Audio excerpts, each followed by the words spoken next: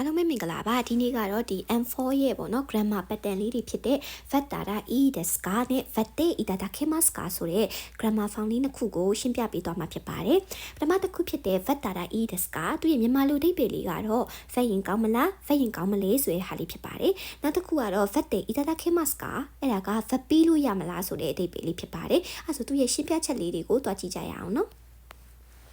ပထမတစ်ခုဖြစ်တဲ့ vattara e deska ဖတ်ရင်ကောင်းမလားဖတ်ရင်ကောင်းမလဲ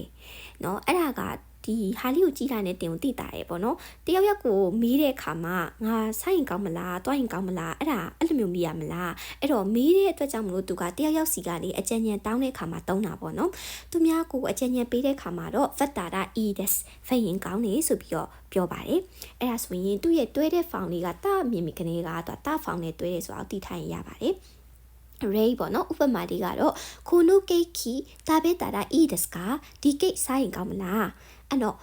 တခြားလူကတာဘေတာရာဤဒဆိုင်ရင်ကောင်းနေလေဤရောတာဘေတဲ့အဲ့လိုမျိုးလေးတွေပေါ့နော်ဒါကတော့ပုံမှန် formal မဟုတ်တဲ့စကားလေးတွေပေါ့နော်ကာရှူရဲ့ပုံစံလေးနဲ့ပြောတာပါစလီဆိုတဲ့ပုံစံမျိုးလေးပေါ့နော်明日公園に行ったらいいですか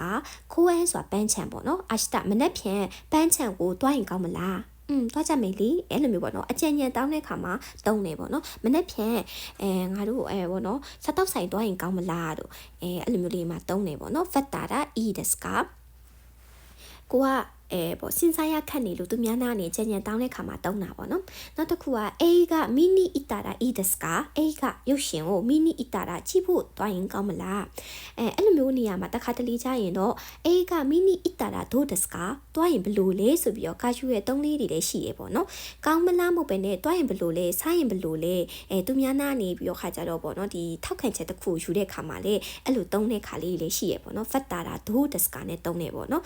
ခိုးတယ်တာပက်တာတို့ဒါစားကြည့်ရင်ဘလို့လဲအဲ့လိုပုံစံမျိုးလေးပေါ့နော်နောက်တစ်ခုကကျတော့ဒုကိုလျော်ကိုရှိတာいいですかဒုကိုဘယ်နေရာကိုလျော်ကိုရှိတာခရီးသွားရင်ကောင်းမလဲဥပမာဆိုရင်အိုကီနာဝါကいいですよအိုကီနာဝါကောင်းနေလေအဲ့လိုမျိုးပုံစံမျိုးလေးပေါ့နော်နောက်တစ်ခုက問題がある時どこに電話したらいいですかပြဿနာရှိလာရင်ဘယ်ကိုဖုန်းဆက်ရင်ကောင်းမလဲအဲ့ဆိုလို့ရှိရင်ဆန်စီနီ電話したらいいよဆီယာမစီကိုဖုန်းဆက်ရင်ကောင်းနေလေအဲ့လိုမျိုးပုံစံလေးတွေသူများကိုအချက်ဉာဏ်ပြန်ပြီးတဲ့အခါမှာတုံးလို့ရပါတယ်ဒါဆိုရင်ဒါကတာရာいいですかဆိုတဲ့အသုံးလေးဖြစ်ပါတယ်တယောက်ယောက်နာကနေအချက်ဉာဏ်တောင်းတယ်ကိုကအချက်ဉာဏ်ပြီးတဲ့အခါဒီမှာ vattaraいいですかvattaraいいですဆိုတဲ့ဒီ grammar form လေးကိုတုံးလို့ရပါတယ်နောက်တစ်ခုကတော့ vatte itadakimasu ka တဲ့ vat ပေးလို့ရမလားတဲ့သူများကိုရင်ကြီးကြီးအကူအညီတောင်းတဲ့ခါမှာတုံးတယ်ကိုယ့်ရဲ့အထက်လူကြီးတို့ပေါ့နော်ကိုယ့်ရဲ့စီနီယာတို့ကိုပြောတဲ့ခါမှာအသုံးပြုပါတယ်ဥပမာဆိုရင်သူ့ရဲ့တွဲတဲ့ vat ကတော့ဒီမှာတဲ့မြင်တဲ့အတွက်ကြောင့်မို့တဲ့ဖောင်နဲ့တွဲရပေါ့နော်ဥပမာပါလဲဆိုရင်စာမူီခါရမတိုကိုရှိမဲ့တဲ့ itadakimasu ka အေးလို့လေတကားပေါက်လေးပတင်းပေါက်လေးကိုပိတ်ပေးလို့ရမလားနော်တယောက်ယောက်ကိုအကူအညီတောင်းလိုက်တာပေါ့နော်ကိုကမအားတာဖြစ်ပေါ့နော်ငါ့ကိုဒါလေးကြည့်ပေးလို့ရမလားနော်အဲ့လိုမျိုးလေးပြောလို့ရရပေါ့နော်ခိုးတယ်ကိုဆဲဆုမေးတဲ့ itadakimasu ka ဒါလေးရှင်းပြပေးလို့ရမလား田中さんに伝えていただけますか田中さんကိုတဆင့်ပြောပြပေးလို့ရမလားပြောပေးလို့ရမလားဗတ်ပေးလို့ရမလားဆိုတဲ့ဟာမျိုးလေးပေါ့နော်ဗတ်တဲ့いただけますかဒါလေးကိုတည်သွားပေးလို့ရမလားနော်အဲ့ဆိုရင်မွတ်တဲ့いただけますかအဲ့လိုမျိုးပေါ့နော်ဗတ်ကိုတဲ့ဖောင်ပြောင်းပြီးတော့いただけますかပေါင်းလိုက်လို့ရှိရင်တခုခုပေးလို့ရမလားဆိုတဲ့ပတ်တန်လေးဖြစ်သွားပါတယ်အဲ့တော့ခါကျတော့ဒီရဲ့အတုံးလေးတွေကတကယ်ကိုအတုံးဝင်နေပေါ့နော်နေ့စဉ်ဘဝမှာ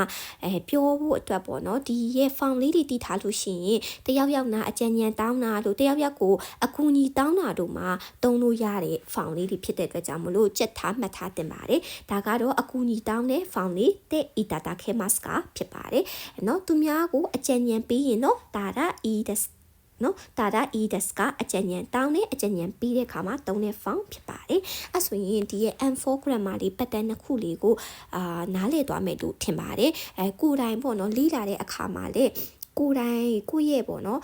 ဂျီပွန်းတော့လေးပေါ့နော်ကိုယ်တိုင်ဒီရဲ့ဥပမာလေးတွေကိုပြုလုပ်ပြီးတော့ဒီ grammar form လေးတွေကိုကြက်တာကပို့ပြီးတော့မှတ်မိလွယ်မယ်လို့ထင်တယ်ပေါ့နော်အမှန်တိုင်းပြောရရင်အမတို့လည်းဒီရဲ့ grammar ဒီ textbook တွေပေါ့နော်စာအုပ်တွေပေါ့ပုံနှိပ်စာအုပ်တွေကနေပြီးတော့ပါတယ်ဒီ example တွေကိုပဲကြက် တယ်ပေါ့နော်အဲ Asian body ချက်တာကဘယ်မှာကောင်းနေဆိုပေမဲ့ကိုယ်တိုင်လုပ်ထားတဲ့ Asian body ပေါ့နော်ကိုယ်လုပ်ထားတဲ့ဥပမာတွေကိုကိုယ်တိုင်လုပ်တာကပို့ပြီးတော့ခါကျတော့မှတ်မိလွယ်လို့ထင်တယ်ပေါ့နော်ဒါလေးကတော့အမကအကြံပေးတာပေါ့နော်အဲ့လိုလေးမှတ်ထားတယ်ဆိုရင်ပို့ပြီးတော့မှတ်မိလွယ်တယ်ပို့ပြီးတော့အသုံးပြုတတ်မယ်လို့ထင်တယ်ပေါ့နော်ဟုတ်ကဲ့ပါအဲ့ဆိုလို့ရှိရင်ဒီနေ့ရှင်းပြပေးသွားတဲ့ pattern နှစ်ခုပေါ့နော်ဒီ vattara e deska နဲ့ vatte itadakimasu ka ဆိုတဲ့ pattern လေးကိုနားလည်သွားမယ်လို့ညွှန်နေပါတယ်เนาะအဲ့ဆိုရင်နောက်ထပ်ဗီဒီယိုကြမှာထပ်ပြီးတော့ပြန်တွေ့ကြမယ်အဆုံးထိနားထောင်ပေးတဲ့အတွက်ကြောင့်မလို့ကျေးဇူးများကြီးတင်ပါတယ်じゃまたねバイバイ